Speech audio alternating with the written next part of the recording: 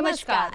खूबसूरत सी प्यारी सी ताजगी भरी सुबह में सभी दर्शकों का मैं अर्पिता बिहार में बहुत बहुत स्वागत करती हूँ, अभिनंदन करती हूँ। और मैं दिव्या आप सभी दर्शकों का हमारे इस खास मॉर्निंग शो में बहुत बहुत स्वागत करती हूँ। दिव्या, आज सुबह जब मैं पढ़ाई कर रही थी या कुछ चीज़ें मैं पढ़ती हूँ अक्सर, तो आज मैंने कबीर दास के कुछ दोहे पढ़े और उसमें से एक बहुत खूबसूरत दोहा मैंने आज पढ़ा है। सुनना ज़रा गौर से। मुख आवे सोई कहे, मुख आवे सोई कहे, बोले नहीं विचार, हते पराई आत्मा, हते पराई आत्मा, जीभ बांध तलवार। समझी? जी बिल्कुल अर्पिता, बिल्कुल सटीक कहा है आपने कि हमें कुछ भी बातें बोलने से पहले 10 बार सोचनी चाहिए, क्योंकि हमारी जुबान से जब कोई बात निकल जाती है तो फिर रिवर्स गियर में वो नहीं जाती। और इसीलिए कहा भी गया है कि ऐसी वाणी बोलिए मन का आपा खोए, औरन को शीतल करे आपहु शीतल होए। और दोनों ही कबीर दास जी के दोहे हैं और हमें बहुत अच्छा संदेश देते हैं। और इस सुबह हम भी आपके साथ यही बातें शेयर करना चाहते हैं कि अपने आसपास के लोगों को, अपने परिजनों को, आप ऑफिस में हैं, स्कूल में हैं, कॉलेज में, कहीं पर भी हैं, किसी से भी ऐसे शब्द मत प्रयोग कीजिए जो उसे कष्ट पहुंचाए, उसकी आत्मा को दुखी कर दे। सबसे प्रेम से बोलिए और आप देखेंगे कि इसका दिव्या बड़ा सकारात्मक असर पड़ता है, क्योंकि कहते हैं कि जैसी एनर्जी आप ट्रांसफर दूसरे को करते हैं, रिवर्ट में आपको वैसी ही एनर्जी मिलती भी है। बिल्कुल अर्पिता, और इसी कारण से हमारा बिहार बिहान का कार्यक्रम आपके लिए स्पेशल अनमोल वचन लेकर आता है, जिसे पढ़कर आप अपने मन को पॉजिटिविटी से भर सकते हैं। तो देखिए, आज नजर डालते हैं आज के हमारे अनमोल वचन पर। गुलाब को उपदेश देने की आवश्यकता नहीं होती, वह तो केवल अपनी खुशबू बिखेरता है, उसकी खुशबू ही उसका संदेश है। महात्मा गांधी।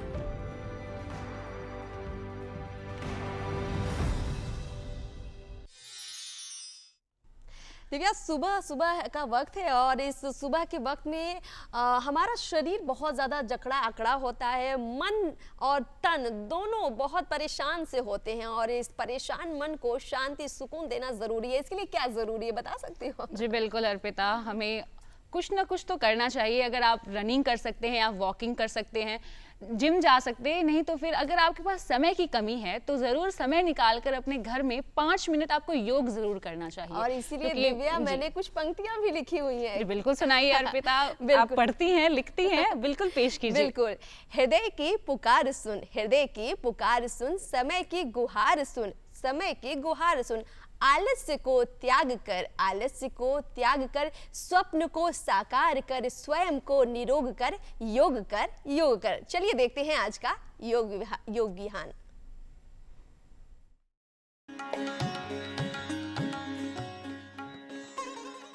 नमस्कार। हम लोग सर्वांगासन का अभ्यास करेंगे। संपूर्ण शरीर के भागों को ऊपर की ओर ले जाएंगे। इसके लिए सबसे पहले पीठ के बल लेट जाएंगे। यह अभ्यास शीर्षासन का पूर्ण लाभ मिल जाता है। जो साधक शीर्षासन नहीं कर पाते हैं उनके लिए सर्वांगासन बहुत ही सरल है। थायराइड और पैराथायराइड ग्रंथि को यह संतुलित करता है। दोनों पैरों को आपस में मिलाएंगे, हाथों को कमर के पास व्यवस्थित कर लेंगे। अब लंबी गहरी श्वास भरकर धीरे धीरे दोनों पैरों को ऊपर की ओर उठाएंगे।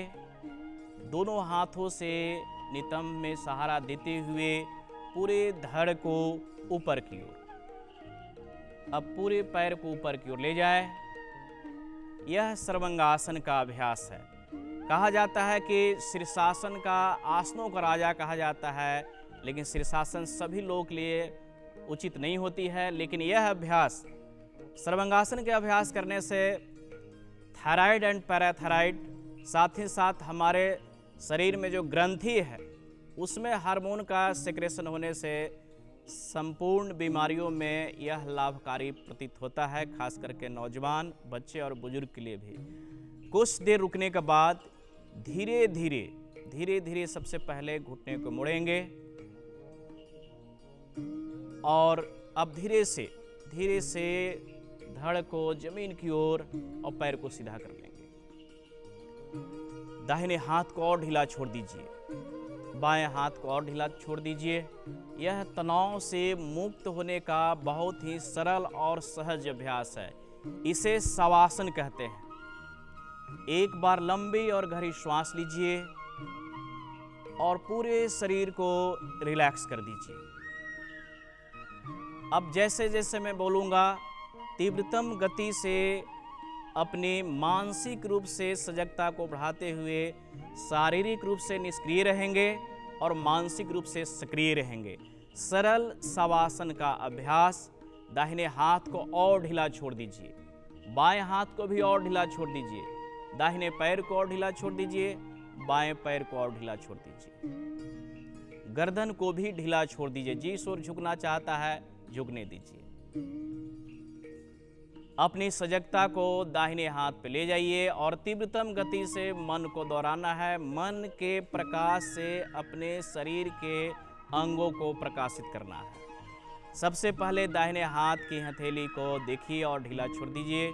दूसरी उंगली, तीसरी, चौथी, पांचवी, कलाई, कोहनी, कंधा, पीठ, कमर, बगल, नितंब, जांग, घुटना, पिंडली, एड़ी, तलवा, अंगूठा, दूसरी उंगली, तीसरी उंगली, चौथी उंगली, पांचवी उंगली। दाहिनी तरफ का संपूर्ण भाग शिथिल शिथिल शिथिल। अब अपनी सजगता को धीरे से बाईं ओर लाएं। बाएं हाथ को और ढीला छोड़ दीजिए। अंगूठा, दूसरा उंगली, तीसरा, चौथा, पांचवा, सभी उंगलियां एक साथ। कलाई, कोहनी, कंधा, पीठ, कमर, नितंब, जांग, घुटना, पिंडली, एड़ी, तलवा, संपूर्ण शरीर शिथिल। अपनी सजगता को गर्दन के ऊपर ले जाएंगे। दायां मस्तिष्क, बायां मस्तिष्क, दायां कान, बायां कान, दायां आँख, बायां आँख, दायां नाक, बायां नाक, ऊपर के होंठ, नीचे के होंठ, संपूर्ण शरीर शिथिल शिथिल शिथिल। जीवन के भागदौड़ में यह अभ्यास रात को सोने से पहले 5 मिनट कर लेने से संपूर्ण तनाव दूर हो जाती है और गहरा नींद आने से पूरे शरीर का एक तरह से रिपेयरिंग हो जाता है। अब हम सजगता लेंगे। बाह्य वातावरण के प्रति सजग हो जाइए। आसपास के वातावरण के प्रति सजग हो जाइए। जिस दिशा में लेटे हुए दिशा का ख्याल कीजिए। हाथ की उंगलियों को मोड़िए और खोलिए, पैर की उंगलियों को मोड़िए और खोलिए और दोनों हाथों को क्लच बनाकर हाथों को पीछे कर ले जाइए। पैरों को आपस में मिलाएंगे, दाएं बाएं करवट लेंगे और धीरे से उठकर बैठ जाएंगे।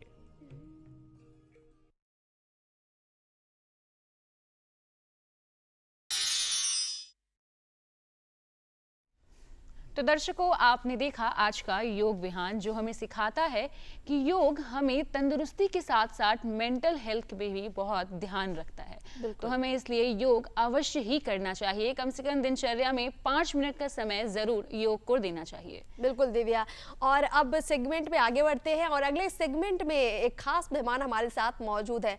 दिव्या, तुमने कई सारी कलाएं देखी होंगी, लेकिन आज हम जिस कला का जिक्र करने वाले हैं, कहते हैं कि निर्जीव को सजीव बना देती है, वो एक ऐसी कला है। कहते हैं ना कि किसी पत्थर में भी जान फूंक देना। जी बिल्कुल, समझ में मेरा इशारा है? जी बिल्कुल। मूर्ति कला के बारे में बिल्कुल हमने कई ऐसी मूर्तियां देखी हैं जो लगता है कि वो बोल पड़ेगी, कुछ कह देंगी हमसे, लेकिन ऐसा होता कैसे है? और मूर्ति कला को इतनी गहराई से समझना हमारे लिए आसान नहीं है। इसलिए हमने खास मेहमान को बुलाया है और आपको भी तमाम बातें उनसे करेंगे, तब आपको भी समझने में आएगा कि मूर्ति में वो भाव कैसे आता है, मूर्ति कला गढ़ी कैसे जाती है। तो उनका परिचय करवाते हैं। हमारे साथ मूर्तिकार, चित्रकार सुनील कुमार पंडित जी हैं। बहुत बहुत स्वागत है आपका कार्यक्रम बिहार विहान में सुनील जी। आप सभी दर्शकों को मेरा प्यार भरा नमस्कार। दिव्या, सुनील जी ने जो मूर्तियाँ गढ़ी हैं उससे रिलेटेड इन्होंने कुछ क्लिप्स भी बनाई हैं, तो इनकी कला कैसी है, चलिए उसकी कुछ झलकी आपने दर्शकों को दिखाते हैं और हम भी देखते हैं।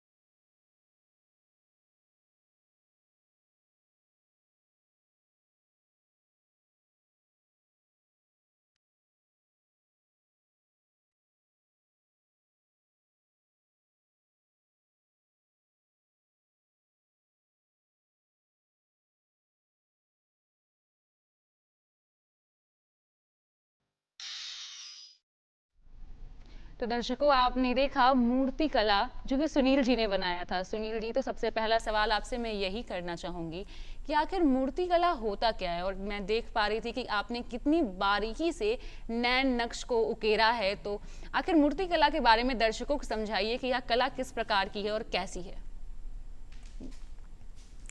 मूर्ति कला एक ऐसा कला है कि आदमी अगर उसको जाने और सीखे तो एक हीरा की तरह आदमी चमक उठेगा। इसलिए मूर्ति कला अपने जीवन में बहुत ही अच्छी चीज़ है और इसमें थोड़ा है कि मेहनत ज़्यादा पड़ता है, थोड़ा सीखने में ज़्यादा समय लगता है, पर बहुत ही अच्छी चीज़ है। आपने कब शुरुआत की इसको सीखने की और आपने कब सोचा कि इस कला को, यानी कि अपने आप में ये अनोखा कला है, इसे आपने फुल टाइम करियर बनाने के बारे में कब सोचा? हमारे पिताजी मूर्ति बनाते थे। हमारे पिताजी, हम लोग का बहुत पुराना ये काम है और पीढ़ी दर पीढ़ी चलता आ रहा है मूर्ति कला। और हमारे पिताजी पॉलिटेक्निक में सर्विस करते थे और हमारे घर पर मूर्ति बनता था। तो वो मूर्ति जो है कि हमारे पिताजी जब बनाते थे तो हम उनके बगल में बैठ कर देखा करते थे। और लगभग 3 से 4 साल के जब हम थे तब हम वहाँ से शुरुआत किए, हम अपने पिताजी के साथ में मूर्ति बनाना।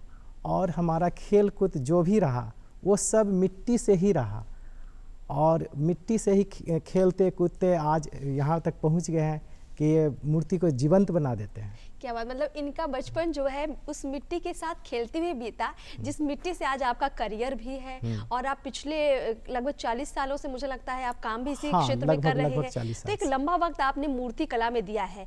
आप कई तरह की मूर्तियां बनाते हैं, हमने कुछ क्लिप्स में देखा भी। जरा विस्तार से बताइए कि आप किस तरह की मूर्तियां गढ़ते हैं, कैसे गढ़ते हैं, मतलब उसका प्रोसेस क्या होता है? मूर्ति कला जो है आपका, अगर मूर्ति को मिट्टी से बनाकर अगर उसको हम आग में पका देते हैं तो उसको टेराकोटा कहते हैं, ठीक है।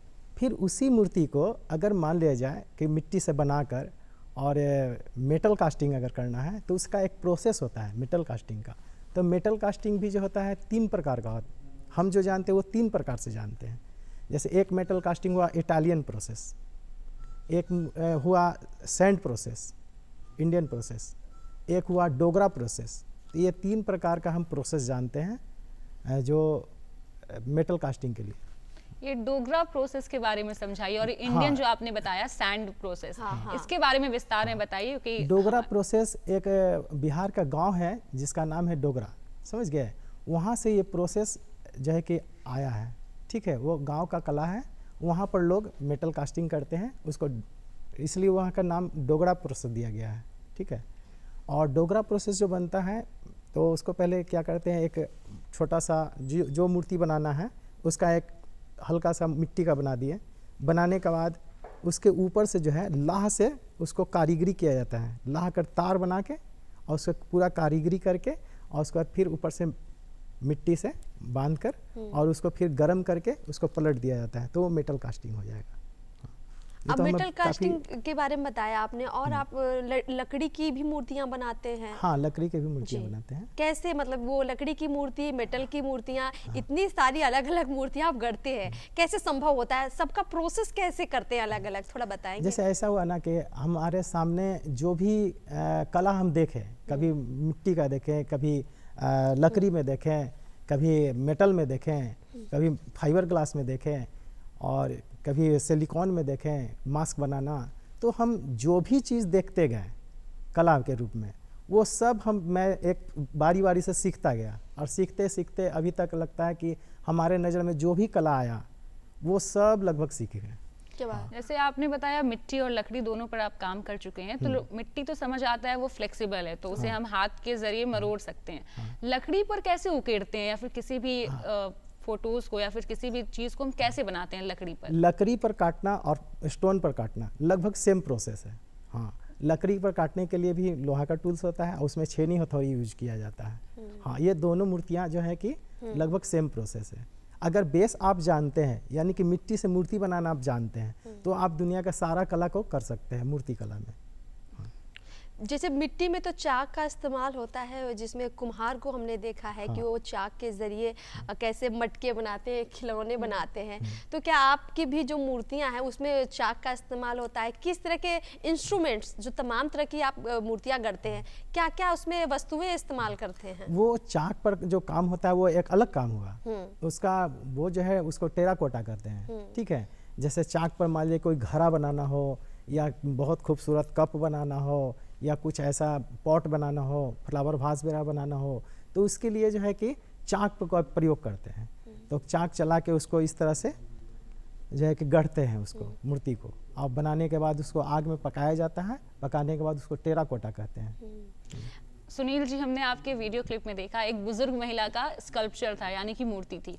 तो उनके चेहरे पर ना काफी बारीकी से काम किया हुआ था, एक झुर्रियां नजर आ रही थी और स्माइल नजर आ रही थी। तो इसके पहले कैसी तैयारियां करते हैं आप? पहले झुर्रियां दिखाने की बहुत बारीक चीज है ये, मतलब भाव कैसे उकेरते हैं? बहुत अच्छा सवाल दिव्या का है कि किसी भी मूर्ति में सजीवता जो लाते हैं आप, उसको ओरिजिनल दिखाते हैं, रियलिस्टिक लगता है, कैसे वो संभव होता है? वो ऐसा है कि हम बचपन से ही, शुरू से ही हमारा, चूँकि पिताजी के साथ में हम काम करते थे, तो कला की ओर ही केवल झुकाव रहा हमारा। केवल कला कला कला, बस मूर्ति कला, केवल मूर्ति कला में ही। और हमारा हमेशा ये अंदर से यही कोशिश करते हैं कि इस मूर्ति को हम कैसे बनाएं जो एकदम जीवंत दिखे। और इसीलिए हम आस पड़ोस उठते बैठते हमेशा स्टडी करते रहे हैं। जैसे मान लीजिए हमारे सामने कोई व्यक्ति है, वो हंस रहा है, बोल रहा है, हम उसको स्टडी कर रहे हैं। मान लीजिए कोई जानवर है, हम उसको स्टडी कर रहे हैं, उसका मसल से स्टडी कर रहे हैं।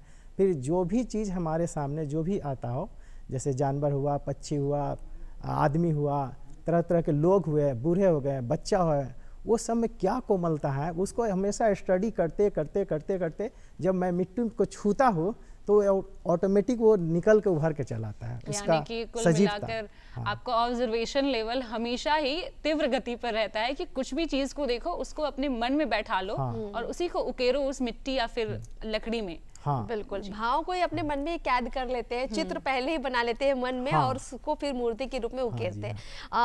अगर हम अपनी मूर्ति कला के बारे में और जानना चाहें तो एक बड़ी खास दिलचस्प बात मैं आप लोगों को भी बताना चाहूंगी। पत्थरकट्टी एक गांव है, गया जिले में पड़ता है, बिहार के गया जिले में पत्थरकट्टी। और माना ये जाता है कि ये जो गांव है ये मूर्ति कलाकारों से भरा पड़ा है। करीब 500 कारीगर आज भी आप चाहेंगे तो वहां आपको मिल जाएंगे, जो मूर्तियां गढ़ रहे हैं, पत्थर से मूर्तियां गढ़ रहे हैं, मिट्टी से मूर्तियां गढ़ रहे हैं। तो बिहार में हम देखें दिव्या, और ऐसी तमाम कलाकार हैं, मूर्तिकार हैं, जो बिहार की जो सदियों पुरानी परंपरा रही है हमारी, उसको आगे बढ़ा रहे हैं। हम आपसे जानना चाहते हैं, अगर आज के दौर में देखें, अब चूंकि दौर बदल चुका है, किस तरह की मूर्तियां लोग पसंद करते हैं? क्या ट्रेंड बदला है पहले और आज की तुलना में?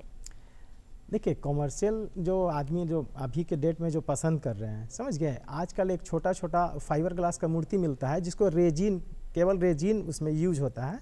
छोटा छोटा सिलिकॉन डाई से या रबर डाई से बनाकर लोग अपने घर में सजाने के लिए लाते हैं। वो इतना छोटा छोटा मूर्ति बनता है, समझ गए, उसको रेजिन का मूर्ति बोलते हैं। तो ज़्यादातर प्रोसेस क्या होता है आज के ये रेजिन का प्रोसेस होता है, सबसे पहले मिट्टी के जो भी मूर्ति बनाना हो वो मिट्टी का सबसे पहले बना लिए। बनाने के बाद उसको डाई बनाते हैं, डाई यानी कि सांचा, ठीक है। सांचा को बनाने के लिए यूज करते हैं सिलिकॉन का, एक सिलिकॉन भी है, रबर भी है, वो दोनों में से किसी को यूज करते हैं। यूज करके उसका डाई पहले बना लेते हैं। डाई बनाने के बाद रेजिन एक लिक्विड होता है, ठीक है, उसमें मिक्स होता है रेजिन में क्वाल्ट और कैटेलिस्ट। जब क्वाल्ट और कैटेलिस्ट रेजिन में जब मिक्स करते हैं तो वो उसमें जमने की कैपेसिटी आ जाती है। बस उसी को उल्टा करके ढाल देते हैं, ढालने के बाद निकालते हैं, निकालने के बाद उसको फिनिशिंग कर देंगे, फिनिशिंग करने के बाद रंगाई हो जाता है। तो ट्रेंडिंग में क्या है बिहार की? अगर मूर्ति की बात करें तो बिहार के लोग क्या पसंद करते हैं? किस तरह की मूर्तियां ज्यादा ये आजकल? तो ट्रेडिशनल हुआ। आपको ज़्यादातर लोग जो घर में, जैसे मान लिया कम बजट है आदमी को, 100, 200, 500, 1000 रुपया, 2000 रुपया का, अगर मान लिया हर घर में मूर्ति आप देखे होंगे, लोग अब बहुत शौक से खरीदते हैं, तो वो अपना वहाँ से लेते हैं और अपने घर को सजाते हैं, डेकोरेट करते हैं। और तमाम तरह के त्योहारों में भी हम देखते हैं, चाहे दीपावली हो, गणेश चतुर्थी हो, दुर्गा पूजा हो, लोग मूर्तियां घर पर लाते हैं, सरस्वती पूजा हो, और बाकायदा पूजा पाठ भी होता है, और लोग सजावट के रूप में भी मूर्तियों का इस्तेमाल करते हैं। लेकिन इस चर्चा में एक बड़ा महत्वपूर्ण सवाल दिव्या मैं इनसे करना चाहूँगी, सुनील जी। बहुत सारे हमारे युवा हैं जो कर तो रहे मूर्तिकला, लेकिन अनप्रोफेशनल है। कहने का मतलब है उन्होंने कोई एजुकेशन नहीं ली है, उन्हें पर्टिकुलर नहीं मालूम है कि इसका प्रोसेस क्या है, लेकिन उनकी कलाकारी चूंकि सीखते आए हैं बचपन से, तो कलाकारी तो हाथ में है, हुनर है, लेकिन उस हुनर को सही पहचान नहीं मिल पा रही। ऐसे युवा जो इस फील्ड में और आना चाहते हैं, जो ऑलरेडी हैं, जो इसमें और अच्छा करियर बनाना चाहते हैं, इनकम अच्छी चाहते हैं, उनको आप क्या सजेस्ट करेंगे? उनको तो यही सजेस्ट करेंगे कि ज़्यादा से ज़्यादा काम पर ध्यान दें, और काम पर ध्यान दें, वक्त आने पर वो खुद उभर के आ जाएंगे। इसके लिए पढ़ाई वगैरह हाँ, कुछ डिग्रियां लेनी इसके लिए होती हैं? पढ़ाई वगैरह है। आप पटना में अगर है तो पटना आर्ट कॉलेज है, वहाँ आप जा सकते हैं। फिर बहुत ऐसी संस्था है जो कि गांव में कला के रूप में वहाँ पर संस्था में काम किया जाता है। जैसे शुरू में हम उद्यमिता विकास संस्थान में भी थे, और सीपेड में भी है, वहाँ भी सिखाया जाता है। वहाँ भी हम गेस्ट फैकल्टी के रूप में हम कुछ दिन काम किए हैं। तो वहाँ भी बहुत सारे बच्चों को 6 महीना का ट्रेनिंग का दिया जाता है।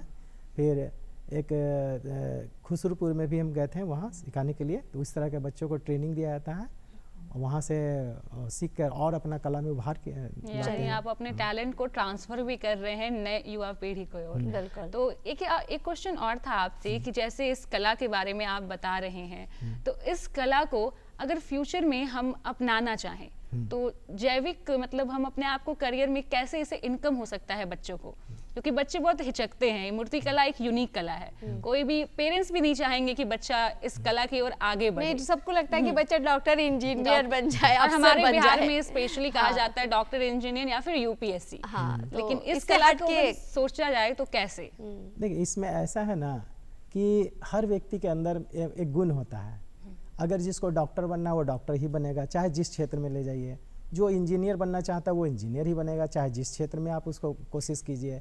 उसी तरह एक आर्टिस्ट जो होता है वो आर्ट में ही जाएगा, ना कि कहीं और जाएगा। जी। हाँ, आप उसको मेडिकल भी पढ़ा सकते हैं, वो पढ़ लेगा, मगर लास्ट तक वो कोशिश करेगा कि हम आर्ट में ही आए। और आज भी बहुत ऐसे लोग हैं जो जिनको आर्ट पर झुकाव है। आज भी वो लोग जो है ना आर्ट का काम करते हैं और बहुत ही अच्छा करते हैं। वो लोग आगे भी बहुत बढ़े हैं, उससे बहुत अच्छा उपार्जन भी किए हैं। बहुत ऐसे आर्टिस्ट हैं। चलिए, वक्त हो गया है दिव्या जी इनसे विदा लेने का। बहुत बहुत शुक्रिया आपका सुनील जी। और आपने न सिर्फ मूर्ति के बारे में बल्कि हमारे युवाओं को भी कहीं ना कहीं प्रेरित किया है कि इसमें कैसे वो आगे बढ़ सकते हैं, करियर बना सकते हैं, और डिटेल्स में जानकारी दी है, क्योंकि मूर्ति कला एक बहुत रेयर कला है, बहुत कम लोग जानते हैं इसके बारे में। बिल्कुल। और आपने टाइप्स, वैरायटी सब बता दी है इतने कम समय में हमारे दर्शकों को। आपका बहुत बहुत धन्यवाद हमारे साथ जुड़ने के लिए और तमाम जानकारियों को साझा करने के लिए। अर्पिता, आज हमने हाथ की कला की खूब चर्चा की, और अब क्यों ना हम एक ऐसी कला की बात करें जिस पर माँ सरस्वती की असीम कृपा होती है। बिना उसके गायन का क्षेत्र असंभव सा लगता है। तो आज के हमारे स्पेशल गेस्ट हैं सतेंद्र संगीत जी। जी सर, बहुत बहुत स्वागत है आपका हमारे इस खास कार्यक्रम में। और हम आपसे सबसे पहला सवाल करने से पहले, यानी कि बातचीत में आगे बढ़ने से पहले, सबसे पहले आपको यही कहना चाहेंगे, आज की सुबह को मधुर बनाइए और प्लीज़ एक भजन हमारे दर्शकों को ज़रूर सुनाइए। बिल्कुल जी बिल्कुल। दिव्या जी बहुत बहुत धन्यवाद। मंगलवार है, हनुमान जी का दिन है, और हनुमान जी राम जी के सबसे प्रिय। तो शुभारंभ करते हैं एक भजन से।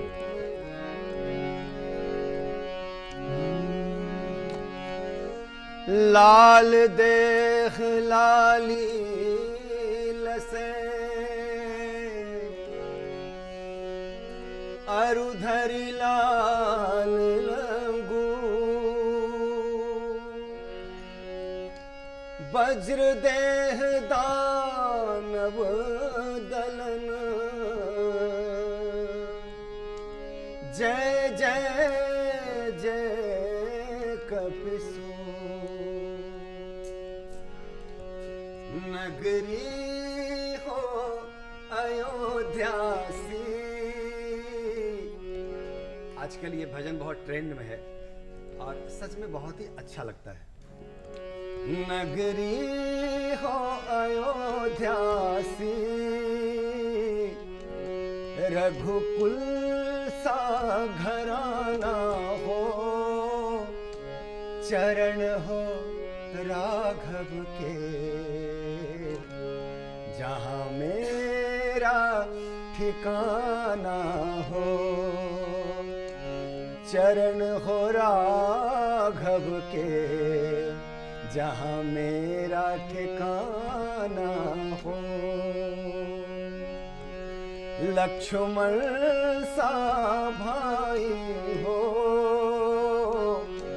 कौशल्या माई हो, स्वामी तुम जैसा मेरा रघुराई हो। स्वामी तुम जैसा मेरा रघुराई हो त्याग भरत जैसा, हो त्याग भरत जैसा, सीता सी नारी हो, लव कुश के जैसी संतान हमारी हो। क्या बात है, भजन मर्यादा सिखाती है। क्या बात है। श्रद्धा हो श्रवण जैसा, श्रद्धा हो श्रवण जैसा, शबरी सी भक्ति हो, हनुमत के जैसे निष्ठा और शक्ति हो। हनुमत के जैसे निष्ठा और शक्ति हो। नगरी हो अयोध्या सी, रघुकुल सा घराना हो, चरण हो राघव के, जहाँ मेरा ठिकाना। क्या बात है दिव्या, सत्येंद्र जी ने बैठे बैठे स्टूडियो में सीधे समा हमें बांधी। अयोध्या धाम के दर्शन करा दिए। प्रभु श्री राम की ये जो लीलाएं आपने प्रकट की हैं, अद्भुत हो गया। मन कहीं ना कहीं पहुंच गया है अयोध्या में, और जो आपने नज़ारा बताया है इस भजन के माध्यम से, हमारी आंखों के सामने वो नज़ारा हम महसूस कर पा रहे हैं। बहुत अच्छा लगा, आपकी आवाज़ भी बहुत सुरीली है। सत्येंद्र जी से ज़रूर जानना चाहेंगे कि जो ये आपका सफ़र है, सत्येंद्र कुमार वैसे आपका नाम है, लेकिन आप सत्येंद्र संगीत लिखते हैं। 25 साल पहले इस सफ़र की शुरुआत, जहाँ तक मुझे पता है, की थी आपने। कैसे ये सफ़र शुरू हुआ था आपका? मैं गांव का रहने वाला हूं, और स्कूल में, गांव में जो कल्चरल इवेंट्स हुआ करते थे, बच्चों का स्कूल में जो गाना वगैरह हुआ करता था, गांव में लोग नाटक किया करते थे, तो उसमें बहुत सक्रिय रहा करता था। और मंच पे जाना, मंच पे से कुछ गाना, कुछ कहना, कुछ बोलना बहुत अच्छा लगता था। तो उस समय तो किया ही करते थे। जब पढ़ने के लिए मैं आया पटना, तो फिर मैंने संगीत सीखना भी शुरू कर दिया। क्या बात है। आपने दिव्या, इन्होंने ना सिर्फ भजन बल्कि ये लोकगीत भी गाते हैं, भोजपुरी भी गाते हैं। मुझे लगता है कोई ऐसी विधा नहीं जिस पर मैं चूँकि कोई भी हाँ। संगीत का जो विद्यार्थी है, जी। अगर वो संगीत सीखता है तो वो कुछ भी गा सकता है। तो हमारे गुरु जी थे पंडित श्यामदास मिश्र जी, बिहार ही के रहने वाले थे और चारों पट्टे के बहुत बड़े गायक थे। तो उनके सानिध्य में मैंने संगीत सीखा है, तो संगीत को समझने की कोशिश कर रहा हूँ। और संगीत एक ऐसी विधा है, इतनी गहराई है इसमें कि आपका 7 जन्म लगता है, तब जाकर के थोड़ा बहुत समझ में आता है। समझ में यानी मल्टी टैलेंटेड सर, आप सारे भाषाओं में आप गाना गाते हैं। लेकिन मेरा सवाल थोड़ा हटके है, क्योंकि अभी तकरीबन समय हो रहा है 8:30 का। हम सुबह उठते हैं, हमारी आवाज़ फंसी होती है। आमतौर पर सभी लोगों की आवाज़ फंसी होती है, लेकिन आपकी आवाज़ हम 8:30 बजे सुन रहे हैं। लग नहीं रहा है ये सुबह की आवाज़ है, आप बहुत ही ज़्यादा क्लियर है। क्या करते हैं आप, मतलब क्या आखिर कुछ तो नुस्खा आप जरूर नहीं, अपनाते अभ्यास होंगे। करते हैं, रियाज करते हैं। जैसे ये हम लोग लाइव जा रहे हैं, तो इस लाइव सेशन में बैठने के पहले कितनी तैयारी करनी पड़ी होगी। सुबह उठना, और सुबह उठने के बाद स्वराभ्यास करते हैं। और हर एक संगीतकार को, चाहे वो कुछ भी गाए, लेकिन उसको करना चाहिए। बिल्कुल, वो मेहनत नजर भी आ रही नजर है, भी आ जो रही है। आवाज क्यों ना एक भजन और सुन लिया जाए, क्योंकि आपने जो माहौल शुरुआत में बना दिया है, हम चाहते हैं वो बरकरार रहे, वो माहौल हाँ, वो डाउन ना हो बिल्कुल आनंदमय भी। माहौल रुकना नहीं चाहिए। हम लोग गाएंगे ही, लेकिन हम लोगों के पास वक्त बहुत कम है। हम सोचे थे कि अपने जो लाइव हमसे आज जुड़े हुए हैं उनको मैं संगीत और सुगम संगीत के अंतर्गत जो भी लोग जो भी चीज़ें आती हैं, तो वो मैं आपको बता दूं। एक मौसमी गीत मैं आप लोगों को सुनाऊं, जरूर बिल्कुल, जरूर बिल्कुल बिल्कुल सुनाइए। क्योंकि लोक संगीत का मतलब होता है कि लोकल लैंग्वेज में जो गीत बनते हैं, जो गाए जाते हैं, जिससे वहाँ के रहन सहन, रीति रिवाज, वहाँ की परंपराओं का बोध हो जाए, पता चल जाए, वही लोकगीत है। क्या बात है। सिर्फ भाषाओं में लिखे हुए गीत नहीं होते हैं लोकगीत, उसके लिए उसकी धुनें भी होती हैं। समझ भी होनी तो मैं एक कजरी आपको सुनाता हूँ, क्योंकि ये बहुत जल्दी अब जाने वाला है। बरसाती लोकगीत है, अभी भादों का महीना है, तो मैं एक गाऊँ।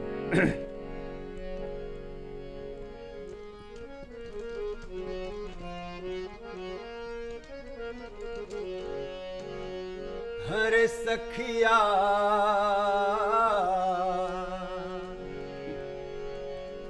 सखिया भादों के बूंद झीसी, पिया संग खेले पचीसीना। अरे सखिया भादों के बूंद झीसी, पिया संग खेले पचीसीना। खेले पचीसीना सखिया, खेले पचीसीना सखिया भादों के बूंद झीसी, पिया संग खेले पचीसीना। गोरे बदन पर कारी चुनरिया, गोरे बदन पर कारी चुनरिया, जिया राहुल सेना सखिया, जिया राहुल सेना सखिया, भादों के बूंद झीसी, पिया संग खेले पचीसीना। सावन और भादों में जो बरसात का रंग होता है वो अलग अलग होता है। अरे भादव है सखी खेल कजरिया, भादव है सखी खेल कजरिया, पानी बरसेना हो सखिया, पानी बरसेना सखिया, भादों के बूंद झीसी, पिया संग खेले पचीसीना।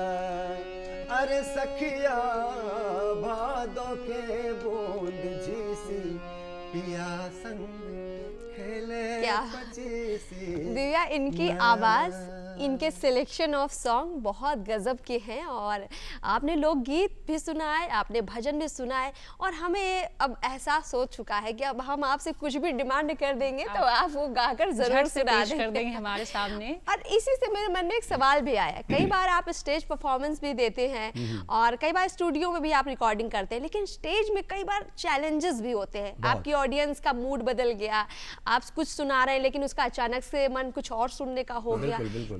कैसे आप उसको फेस करते हैं? कई बार ऐसी डिमांड भी हुई होगी, अगर कुछ ऐसा याद हो आपको तो जिक्र जरूर कीजिए। और उसको जैसे मान लिया कि भजन का कोई प्रोग्राम हो रहा है और अचानक से कोई कहेगा भोजपुरी गाना सुनाइए, तो आप भोजपुरी में जैसे मान लिया कि कोई गाना आप सुना रहे हैं, बहुत ही सुंदर एक गाना है, लता मंगेशकर, तलत महमूद साहब का गाया हुआ गाना है, मैं उसको बता रहा हूँ, लेकिन उसका ध्यान कुछ और है। अभी जो हमारे भोजपुरी गाने हैं जो लोक गीत के नाम पे बहुत ही भोंडापन, बहुत ही अश्लीलता चारों तरफ है, तो वो उसके दिमाग में बैठा हुआ है। तो मतलब भजन मतलब आप भजन गा रहे हैं, अचानक से किसी ने डिमांड कर दी फिल्मी सॉन्ग की। हाँ हाँ, फिल्मी गाने लेकिन भी गाते हमारी हैं। कोई फिल्मी सॉन्ग की डिमांड नहीं, हम चाहेंगे कि जो भी आप गाकर सुनाए उसमें हमारे लोकगीत हो, भजन हो, और साथ ही साथ आपके लिखे कुछ। नहीं, हमारा लिखा हुआ तो ऐसा बहुत स्पेशल नहीं है, क्योंकि मैं कोई लेखक नहीं हूँ। जी। क्योंकि बहुत दिनों से हम लोग गीत संगीत कर रहे हैं, तो थोड़ा बहुत शब्दों को जोड़ तोड़ करके और ज़रूरत के हिसाब से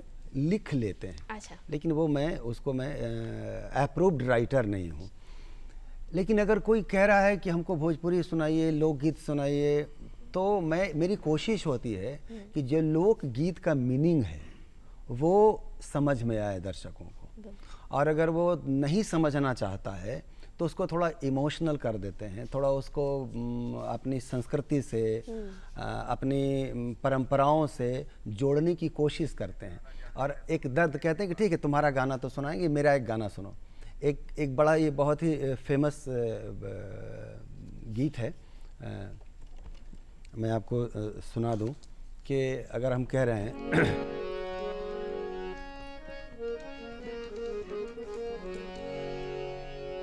अरे कहाँ बा उपन घट, गाँव में पनघट, अरे कहाँ बा उपन घट, पन घटवा के गोरी, कहाँ बा उपन घट, पन घटवा के गोरी, कहाँ बिया माई जे सुनावत रहे लोरी, कहाँ बिया माई जे सुनावत रहे लोरी, कहाँ बाऊ पन घट, पन घटवा के गोरी, कहाँ बाऊ पन घट, पन घटवा के गोरी, कहाँ बिया माई जे सुनावत रहे लोरी।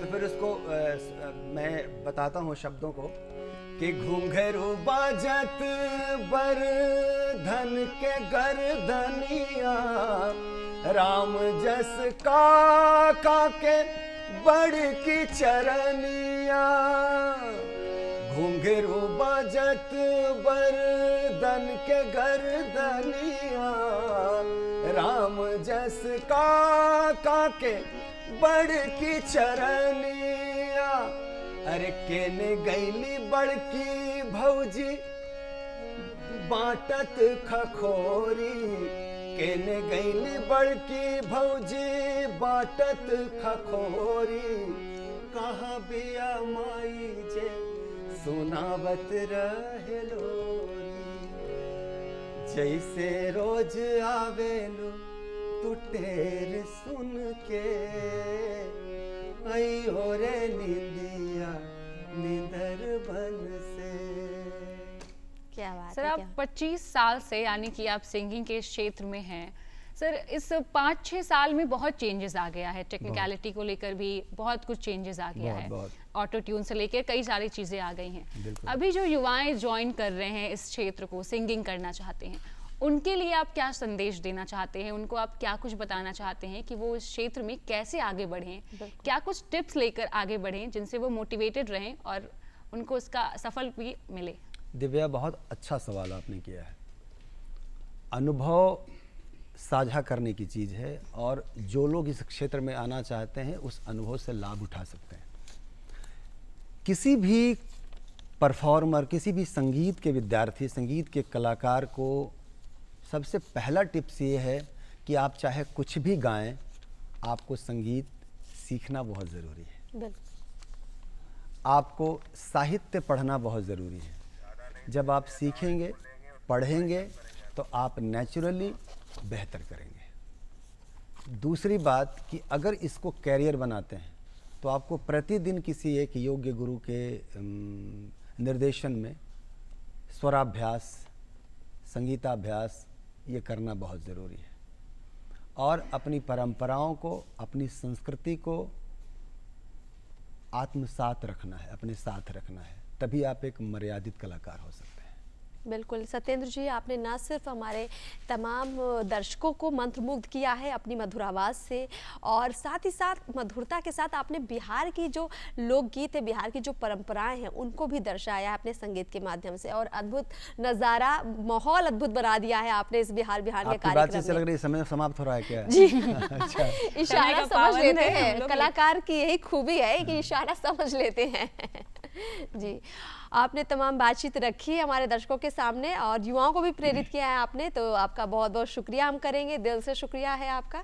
आप कार्यक्रम में आए और अपना काफ़ी कीमती वक्त आपने हमको दिया, हमारे दर्शकों को आपका दिया। भी बहुत बहुत बहुत बहुत शुक्रिया, धन्यवाद हमारे विद्या साथ अर्पिता, आप दोनों का शुक्रिया, दूरदर्शन केंद्र को बहुत बहुत धन्यवाद, जी। और जो लाइव हमें देख सुन रहे हैं आपका भी बहुत बहुत शुक्रिया। चलिए, अब समय हो गया है हमारे दर्शकों से विदा लेने का। नमस्कार।